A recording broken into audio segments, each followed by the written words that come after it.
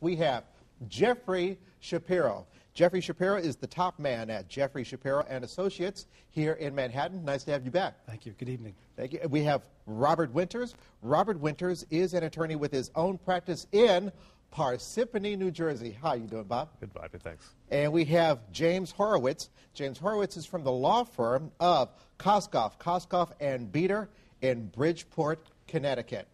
Now, we're going to recap, just like we did in the last show, what is the difference between malpractice and negligence? Well, the difference would be that a malpractice is negligence of a professional, in this case, the negligence of a doctor, which means a situation in which a doctor fails to do something that he or she should have done or does something in a negligent, careless manner which results in injury to someone. How do you think that case is going to affect New Jersey and New York? Well, in New York, I can tell you that the Assembly of the State of New York has resoundingly passed a bill that would allow people to sue HMOs for malpractice. That bill is now in the Senate, and it's stuck in a committee in the Senate, and it's up in the air whether or not the governor will get this bill and sign it. But regardless of whether you can yet sue an HMO, I think we would all agree that HMOs certainly, whether you can sue them for malpractice, they certainly cause malpractice. Right. That's for sure. We for sure have a caller on the line. Dana from the Bronx. Dana, we've got about a couple of minutes left. If you could be concise with your question, please. And thank you for watching Metro Law. What is your question? Hi. Basically, I don't know the specifics, but I know that a family member of mine gave birth 3 years ago, and herself and her husband witnessed the doctors drop the baby on his head on the floor, and the head was deformed after the second year. It was like lump-sided.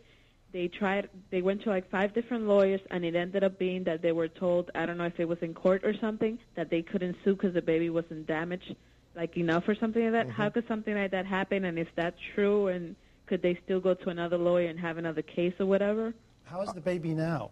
The baby is fine, but the head is misshaped. He doesn't have any brain damage, but the doctors told her that he could be slow in school. They can't tell because he's just 3 years old.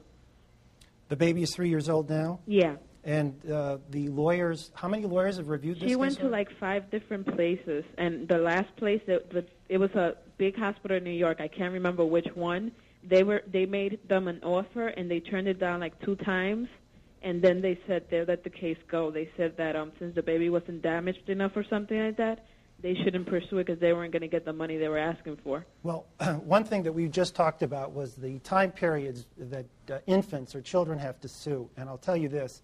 In New York, there's at least a 10-year period within which a case can be brought from this child's birth.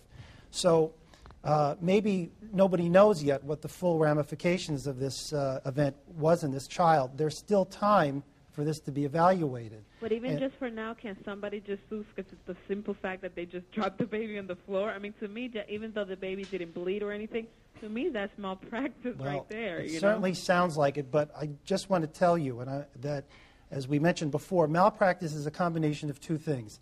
Negligence on the part of a doctor or hospital employee resulting in injury. And those 2 things have to be there in order for a case to be brought. Certainly dropping a child on its head is clear a case of negligence as one could have. The issue is the extent of this child's injury, and I'm not sure that anybody can answer that question yet. But what I'm saying to you is I would not give up on this. I'm not telling you to bring a case, but I'm saying don't feel that you're without hope yet, because if it can be shown that this child has some serious injury as a result of it, there's still time to pursue it. Okay, and we'll end it at that. So, Dana, you have hope, and that's a good thing to have. We're going to take a short break. The number, again, the toll-free number is 1-877-MSG-METRO, and the fax number is 877-METRO-FAX. On Metro Law tonight, we're discussing malpractice. We'll be back after a short break. Stay with us.